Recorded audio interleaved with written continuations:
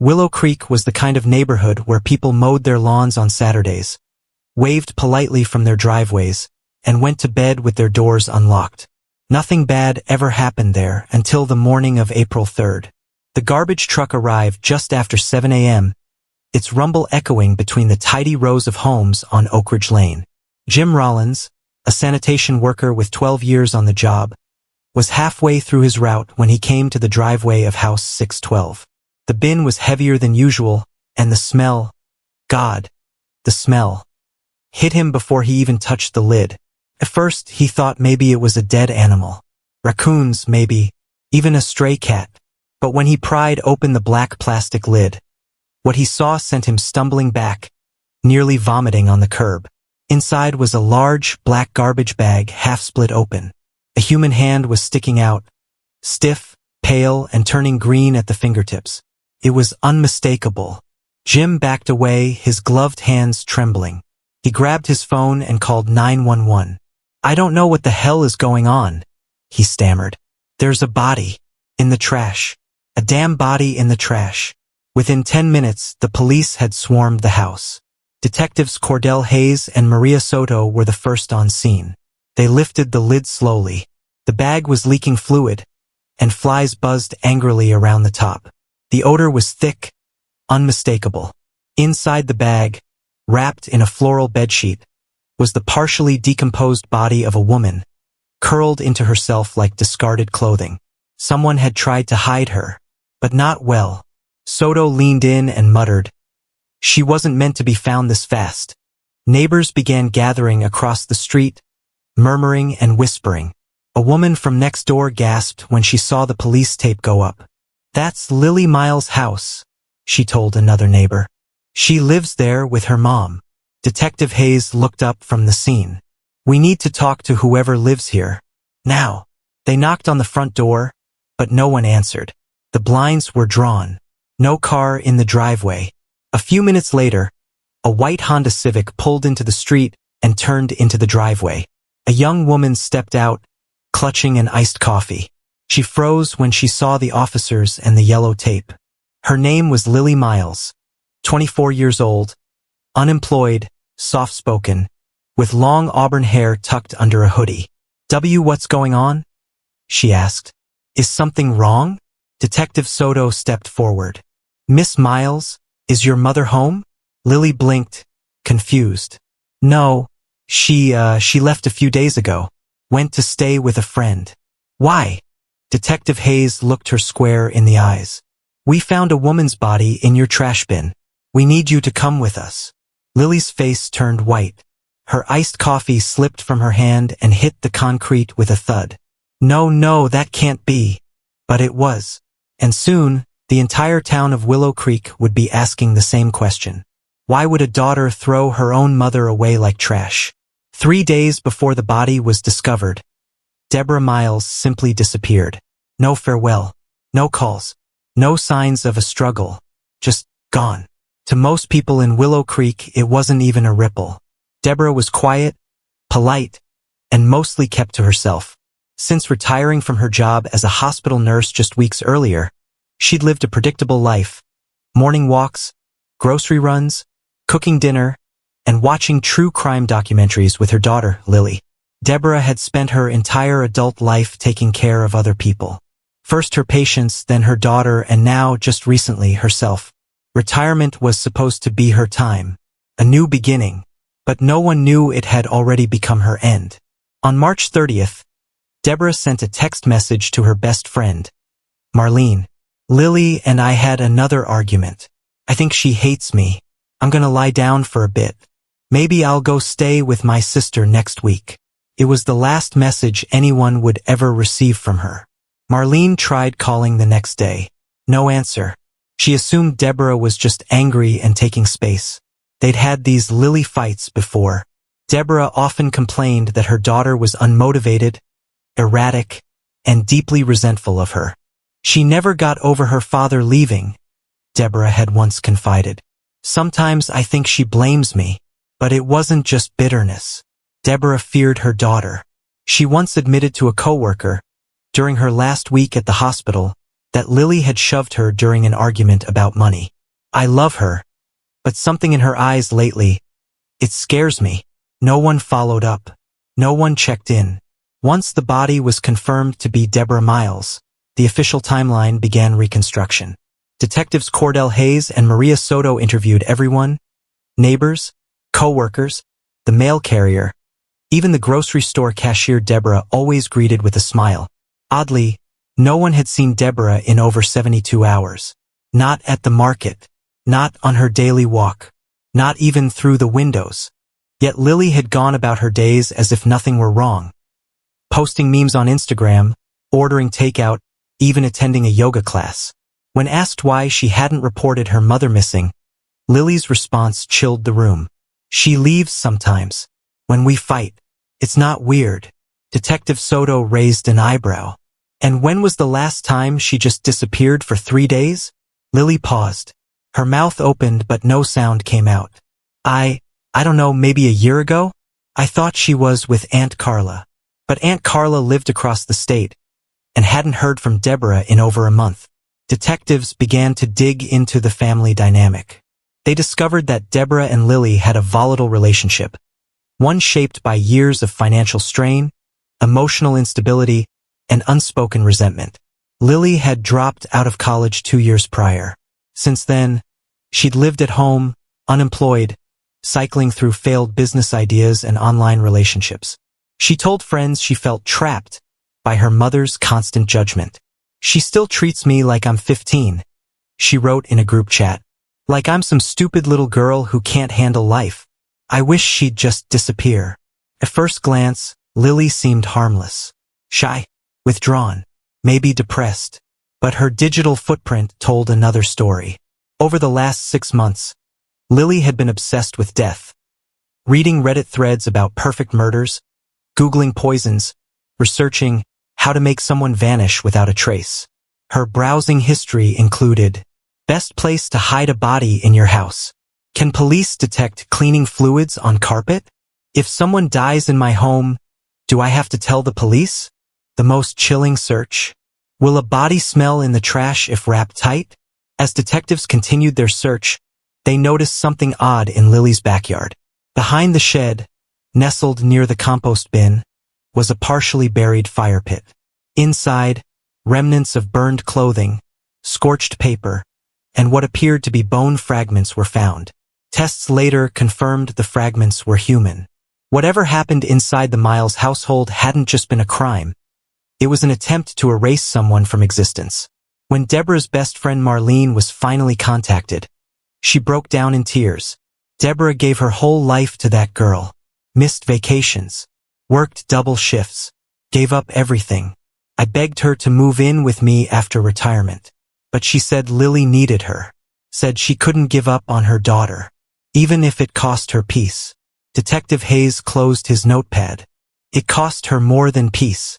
It cost her her life. From the outside, 612, Oak Ridge Lane looked as neat and quiet as the rest of the neighborhood. Green lawn, potted plants on the porch, a white mailbox with faded floral stickers. But inside, it reeked of something more than death. Detectives Cordell Hayes and Maria Soto returned to the house with a search warrant just hours after Lily Miles had been brought in for questioning. What began as a homicide investigation was quickly evolving into a forensic nightmare. The moment the front door opened, officers were hit with a sickly mix of cleaning chemicals and decay.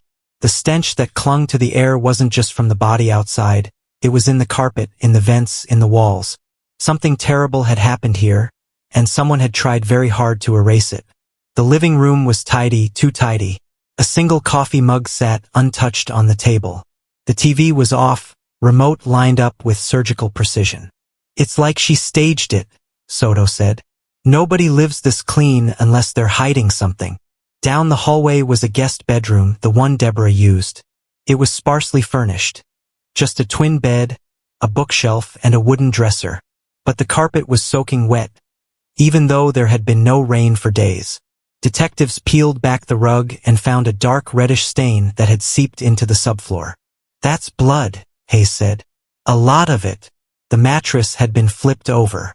A faint outline, like a body pressed into the fabric, was still visible. Beneath the bed, police found a bottle of industrial-strength bleach, half empty. Soto crouched beside it, frowning. "If she was killed here," she murmured. "Someone cleaned this room in a panic."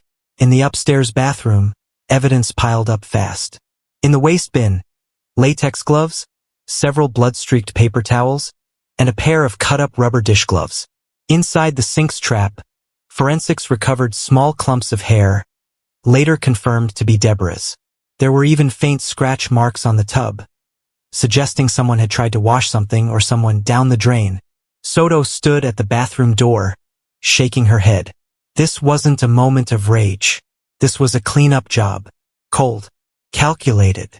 In the kitchen drawer, tucked beneath batteries, coupons, and old takeout menus, detectives found something damning. A crumpled receipt from Home Depot, dated March 31st, 2 days after Deborah's last known communication. The items: one roll of industrial plastic sheeting, pack of zip ties, heavy-duty trash bags, a gallon of bleach, duct tape, a small folding shovel. Detectives brought the receipt to Lily during interrogation. Her eyes widened. "That's not mine," she stammered. "I don't even go to Home Depot." But surveillance footage from the local store told a different story. There she was, in grainy black and white, walking through the self-checkout line. Hoodie up, face mask on, hands shaking as she bagged the supplies. She paid in cash. It didn't stop there. A neighbor's security camera caught Lily dragging something down her driveway around 1:15 a.m. on April 1st. She struggled to roll a heavy trash bin to the side of the house, disappearing out of view for nearly 15 minutes before returning, panting and wiping sweat from her brow. Later that morning, she posted a photo of a smoothie on her Instagram story with the caption, "Trying to reset my energy, cherry blossom sparkles, woman in lotus position." A sweep of Lily's devices painted an even darker picture. Her laptop revealed an open Word document titled, "Last Letter to Mom." Never printed. Never sent. It read more like a confession than a farewell. "You never believed in me. You never stopped criticizing. You made me feel like I didn't matter unless I was who you wanted. I hate how much power you had over me. I wanted to scream. I wanted you gone. And then you were." The draft had been saved exactly 1 hour after the estimated time of death. There were no signs of forced entry in the home. No broken windows. No splintered doors. There was no indication anyone else had been there. Just Lily and her mother. Detective Hayes summed it up best in his report. Victim was murdered in her own home, likely during or shortly after an argument. The perpetrator attempted to cover up the crime with amateur-level cleanup. The disposal of the body suggests panic, but the digital trail shows intent. This wasn't just rage. This was resentment matured into murder. The search concluded late that evening. As the forensic team zipped up their gear, silence fell over 612 Oak Ridge Lane. The house, once filled with a mother's love and a daughter's turmoil, was now a crime scene soaked in bleach and blood. In her jail cell, Lily sat alone, staring at the wall, eyes hollow. No one came to visit. No lawyer yet. Just 4 gray walls, and the sound of the truth closing in. In the fluorescent-lit interrogation room of the Willow Creek Police Department, Lily Miles sat stiffly across from Detective Maria Soto. Her hoodie was pulled tight around her face. Her hands fidgeted on the cold steel table. She hadn't spoken much since her arrest, only to ask for water and once to murmur, "This is all a mistake." But Detective Soto knew better. Lily's story was unraveling, and the final thread was digital. After securing a warrant, investigators had seized Lily's phone. A cracked, older model Samsung with a pink case. It was password protected, but after obtaining cooperation from Lily's former therapist and using forensic tools, police were able to unlock the device. What they found inside would seal the case. In her drafts folder, they discovered a text message that was never sent. It had been typed late at night, March 31st at 2:38 a.m., just hours after Deborah Miles was believed to have been killed. The message was addressed to an unsaved contact, possibly a friend. Possibly no one at all.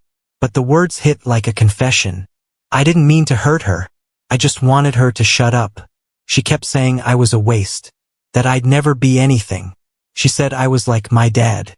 She slapped me. I snapped. Please don't hate me. Please.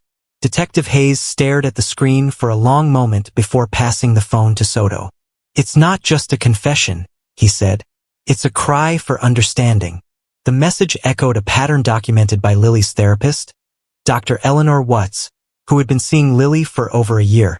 After being subpoenaed, Dr. Watts handed over session notes that, in hindsight, painted a slow-burning tragedy. Lily expresses deep anger toward mother, feels emotionally suffocated, describes household as a prison, uses words like trapped, smothered, worthless. In one entry just 6 days before the murder, patient mentioned having violent thoughts. Sometimes I fantasize about her disappearing, about what life would be like without her voice in my head. Dr. Watts had gently probed for more detail, but Lily had laughed it off, saying, I'd never really do anything. I just need space. But space, as it turned out, wasn't enough. The text revealed intent, emotion, and motive, even if it wasn't premeditated in the traditional sense. It was the linchpin prosecutors needed to prove that Deborah's death wasn't an accident or self-defense, but rather the result of long-standing resentment that exploded into violence. Detective Soto printed the draft and slid it across the table to Lily during her next interview. You wrote this, didn't you? Lily's hands trembled. She stared at the page for a long time. Her lip quivered. You don't understand, she whispered. She never stopped. I tried so hard to make her proud. I couldn't take it anymore. So you killed her? Soto pressed. Lily looked up, eyes red, breathing uneven. I didn't mean to. She just wouldn't shut up. She said I was a mistake, that I ruined her life. And then she slapped me, pushed her. She hit her head. She didn't get up. There it was. Partial confession. No lawyers. No threats. Just the truth, raw and bleeding. The confession text and Lily's verbal statement matched the autopsy. The coroner had determined that Deborah Miles died from a single blow to the back of the head, consistent with either a fall or a strike against a hard surface. The wound was not instantly fatal, but without medical treatment, she likely died within minutes. The defensive wounds on her arms and hands suggested she had tried to shield herself. She was alive, Detective Hayes muttered, reviewing the report. She could have been saved. But instead of calling 911, Lily had wrapped her in plastic, stuffed her in a garbage bag, and rolled her to the bin out back. In a further search of Lily's room, detectives found something curious. A shattered handheld mirror, hidden in the bottom drawer of her desk. One shard still had blood on its edge. Whether it had been used in the altercation, or simply broken during the chaotic aftermath, wasn't clear. But written in lipstick across the remaining glass was the phrase, I'm not like her. A message to herself? Or a deflection? No one knew. But the irony was thick, because in that final moment, Lily had become everything she said she hated. The community was stunned. Neighbors left flowers and candles outside the Miles home. Deborah's co-workers from the hospital organized a small vigil. Marlene, her closest friend, sobbed during a local news interview. Deborah deserved a peaceful life. She gave everything to that girl. And she died like garbage. I can't forgive that. As the media dubbed the case the garbage bin killing, public opinion quickly shifted from pity for Lily to disgust. Online forums swelled with outrage. She had choices. She could have walked away. Plenty of people are mistreated. They don't kill their moms and toss them in trash bags. Still, a small minority believed Lily's story of emotional abuse. Some even called her a victim pushed to the edge. But the law didn't agree. With the confession text, phone records, search history, and forensic evidence, the district attorney's office prepared to charge Lily with second-degree murder, abuse of a corpse, tampering with evidence. Her court-appointed defense attorney prepared a mitigation strategy, emphasizing mental health, history of psychological control, and emotional instability. But even that wouldn't erase the facts.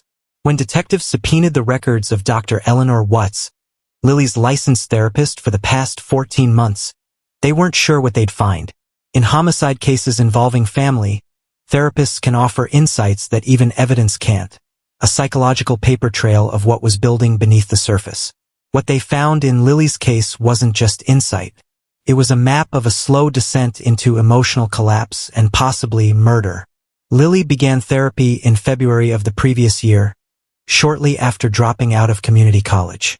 She'd been diagnosed with persistent depressive disorder, social anxiety, and had signs of emotional dependency, particularly centered around her mother. Dr. Watts's first impressions, documented in a clinical tone, were nonetheless foreboding. Client presents as passive, withdrawn, and avoids direct eye contact. Speaks with a soft tone. Refers to her mother frequently, describing her as both a protector and a critic. Expresses guilt about being a disappointment. Lily described her mother, Deborah, as smothering, but also the only person who cares. She makes me feel like I can't breathe, but if I moved out, I think I'd fall apart. Dr. Watts noted early codependency, a troubling attachment that kept Lily tethered to the one person who made her feel both loved and worthless. By the summer, the tone of Lily's sessions had shifted. She began skipping appointments, returning weeks later with explanations like, "I was too overwhelmed," or "Mom didn't want me driving that day." But the notes became darker. Client reports increasing irritability toward mother, describes emotional outbursts, shouting matches, and feelings of intense rage followed by guilt. Used phrase, "She makes me hate myself." Then says, "I'm the one who's broken." Client mentioned a recurring dream where she screams into a void while her mother watches, laughing. The dreams concerned Dr. Watts enough to prompt a safety assessment, but Lily denied any desire to harm herself or others. Still, she wrote one line in red ink on a July session. Suggested client may be holding deep-rooted hostility toward mother. Warned of potential snap moment if emotional triggers continue without coping strategy. That warning would later appear in the prosecution's opening arguments. In the weeks leading up to Deborah's murder, the therapist's notes took a disturbing turn. March 4th, Lily was agitated. Said her mom called her lazy and worthless after finding her resume torn up on the kitchen table. Said, "Sometimes I wish she'd just stop breathing." March 18th, described a fight in which her mother slapped her. Lily reportedly screamed, "I'm not your punching bag." Said she pushed her mom hard enough that she hit a wall. March 26th, client said, "I think I could disappear and she wouldn't care. Or maybe I wish she would disappear." In her final documented session, March 28th, Dr. Watts noted a phrase that would haunt investigators. Lily said, "If she dies someday, I'll finally be free. But I don't want to wait anymore." Dr. Watts asked her to clarify. Lily smiled and said, "I'm just being dramatic." That was 3 days before Deborah Miles was killed. Dr. Watts later testified in court and sat for an interview with detectives. She held back tears as she recounted that final session. "She was volatile, but I thought it was emotional talk, not action. I didn't see a homicidal risk. Maybe I was wrong. I'll carry that." Detective Hayes didn't say anything at first. Then he simply asked, "If you could go back, would you have warned Deborah?" Dr. Watts nodded slowly. "Absolutely. Even if it meant breaking confidentiality. She might still be alive." The therapist's notes reignited a fierce ethical debate. Local media questioned whether Lily's behavior should have prompted a mental health intervention. Did the therapist miss a chance to stop the crime? Could law enforcement have intervened before blood was spilled? Some therapists defended Dr. Watts, saying hindsight always paints clearer lines. Others said the warning signs were unmistakable. Online debates exploded. Why didn't anyone listen? She should have been institutionalized. This is why mental health needs reform. Not everyone just needs space and journaling.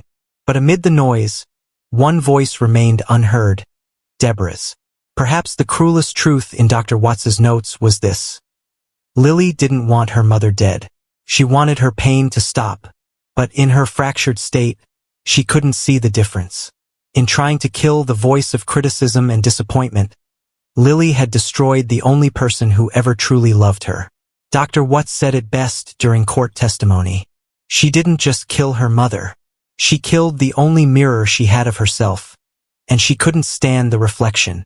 When the autopsy report for Deborah Miles arrived at the Willow Creek Police Department, it removed any remaining doubt.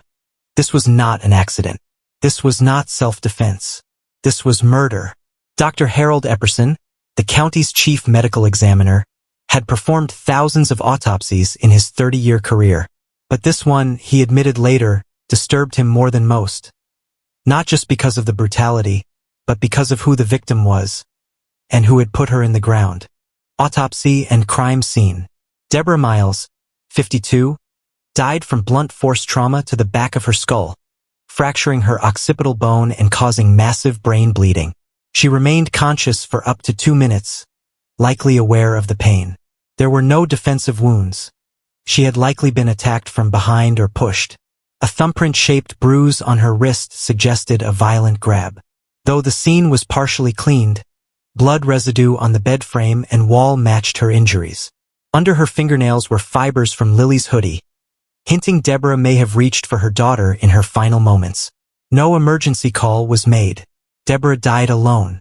According to the coroner, she could have had a chance to survive if help was called. Timeline. Asterisk time of death. Between 11:45 p.m. and 12:15 a.m., March 31st. Asterisk 2:38 a.m. Lily drafted a confession text. Asterisk 3:11 a.m. Searched. How long does it take for a body to smell? Asterisk 7:55 a.m. Ordered iced coffee and avocado toast. Cover up. Deborah's body was wrapped in plastic, duct taped, placed in a trash bag, and left in a bin for 2 days. Bleach caused chemical burns, evidence of a cleanup. The medical examiner confirmed this was a planned concealment. Detectives concluded it wasn't a panicked act but a calculated cover-up. When the DA received the report, it became the heart of the prosecution's case. Emotional fallout. Deborah's sister, Carla, identified the body and wept over her remains. Deborah's last grocery list was found in her pocket. It included a note.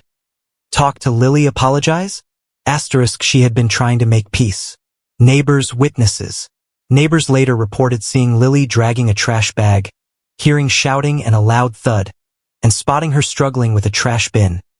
None had called police, but now they were filled with regret. Lily Miles was arrested on April 5th. Calm and emotionless. She simply said, "It wasn't supposed to go that far." Asterisk a packed bag with cash and a burner phone was found in her room. At trial, the prosecution presented autopsy findings, Lily's confession text, footage, and therapist records. The defense claimed mental health struggles and emotional abuse.